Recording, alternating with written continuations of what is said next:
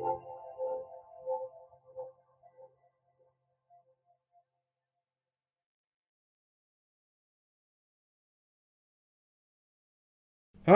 Pada ayam? Pengumatara tuh?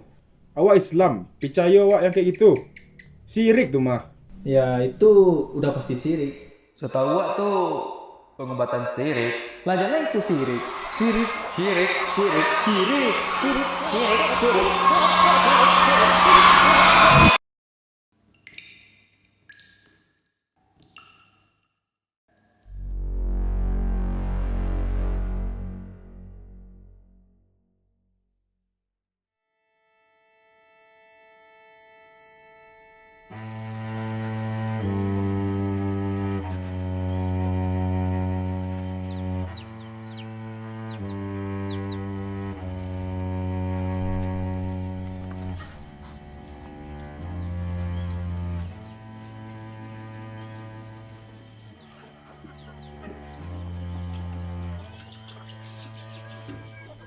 Bedah ayam artinya mencari penyakit orang dalam tubuh orang itu dengan ayam.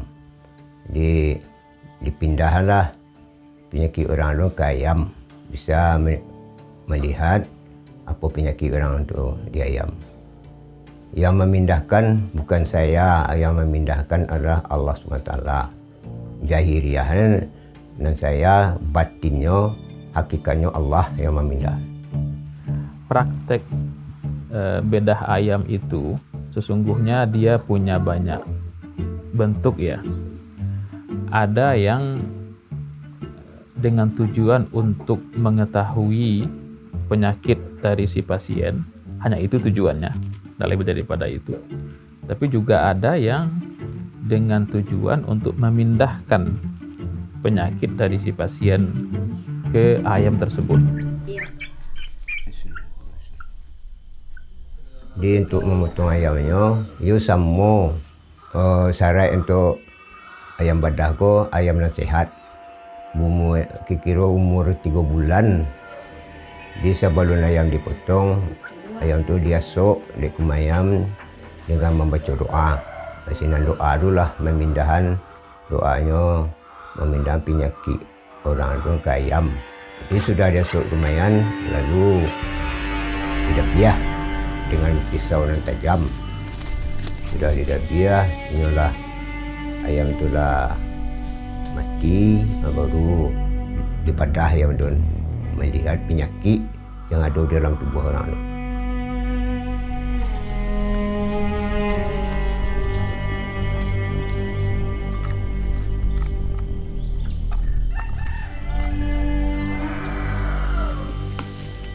Sakit pak. Jalan gua kan nama hijau agak 42 tu akan nen keseketik kan nen. Tengah ada 8 buah hijau tinggal sebelah lah. Kalau kedua lain mah harus cuci darah ke ginjal. Ini menggunakan media hewan, katakan ayam. Ayam itu pun juga makhluk Allah yang tidak boleh disakiti secara sembarangan. Kalau memang ingin dibantai, ingin dimakan, dibantai secara syariat. Dia bukan malah dijadikan sebagai tempat media untuk memindahkan penyakit makhluk lain, yaitu manusia begitu.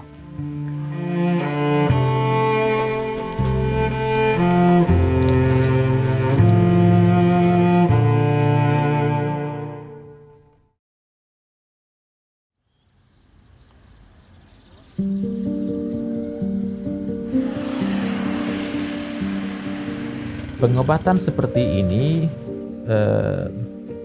memang ada risiko. Dalam artian risiko masyarakatkah atau mungkin praktisinya kah yang mungkin akan terjebak pada keyakinan atau anggapan-anggapan yang menyimpang. Seperti bahwa bisa penyakit dipindahkan ke tubuh hewan, dan itu kan dengan cara yang secara ilmiah tidak bisa dibuktikan atau diukur. Nah, dan nanti dikhawatirkan masyarakat meyakini bahwa memang orang ini orang yang punya kesaktian, orang yang punya satu kelebihan yang tidak dimiliki oleh orang kebanyakan. Nah ini nanti bisa berdampak kepada pengkultusan, pengagungan dan sebagainya. Nan sirik tu sebenarnya tersangkau ubek tu mencegah tu sirik tu. Nak kebabangkit di neraka selama-lama tu, kakan aku. Bukan manusia mencegah orang sakit, bukan ubek. Ini menyerah kepada Allah SWT. Ini namanya kinyo nama mencegah. Bukan ubek. Walaupun ada dokter baga kanca ubek, kalau tersangkau ubek mencegah sirik tu. Ya, sebenarnya untuk mengatakan sesuatu sebagai hal yang syirik atau si A sudah musyrik ini sangat tidak mudah. Itu perlu kehati-hatian yang ekstra. Dari mulai kita tahu dulu apa yang diyakini di hatinya. Ubek kampung macam tu, walau berayam, walau ubek nampawih tadi, bukan ubek pencegahan, bukan nambah pencegahan. Pak menyerah kepada Allah Ta'ala. Kalau cegak ke jalah, cegak. Kalau indak. Itu cara ubek, cara istilah di kampung namanya. Balahia buat batin. Ada Pak bilang sabu utama mah. Orang makan cayo kacang. Yo nasi tersangku kenyang awak dia nasi, hilang Allah yang dari Allah kenyang awak. Itu siria. Murah tu boleh kira awak kan siria.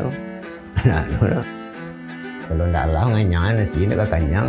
Lah sesumpi makan lah nak kenyang aku ni tak tapi nak temui dah. Nak kenyang. Kalau izin Allah. Kalau izin Allah kenyang 5 subuh makan kenyang.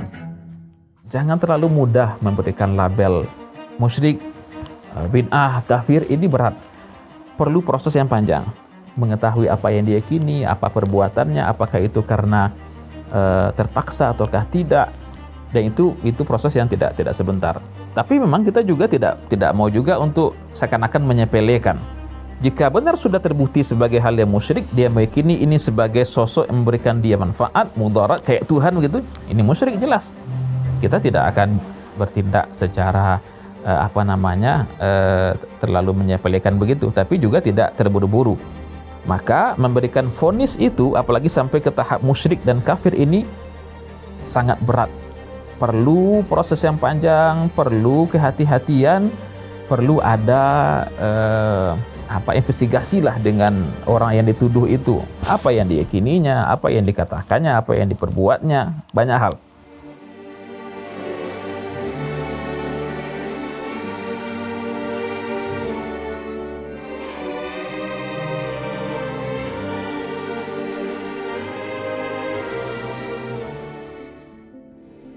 Jadi nan dapat dicerituan cara ubek-ubekan ko atau berhiam tu nan jahiriyah nan nyatonya.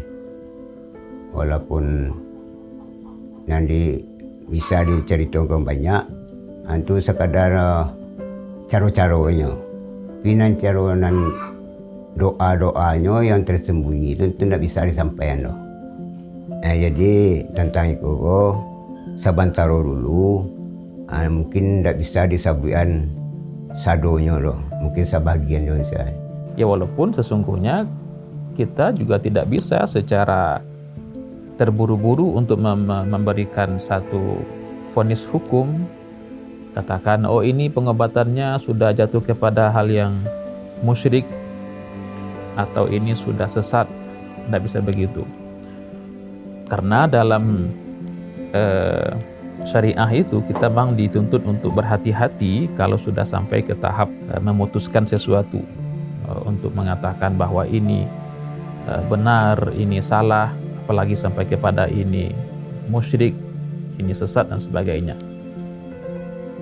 Maka ini perlu peran aktif semua pihak, pemerintah, tokoh-tokoh masyarakat, alim ulamanya, nenek mamaknya, orang-orang kaya, orang-orang yang punya diberi Allah kelebihan harta, dan semua pihak juga mahasiswa yang punya kemampuan intelektual yang baik.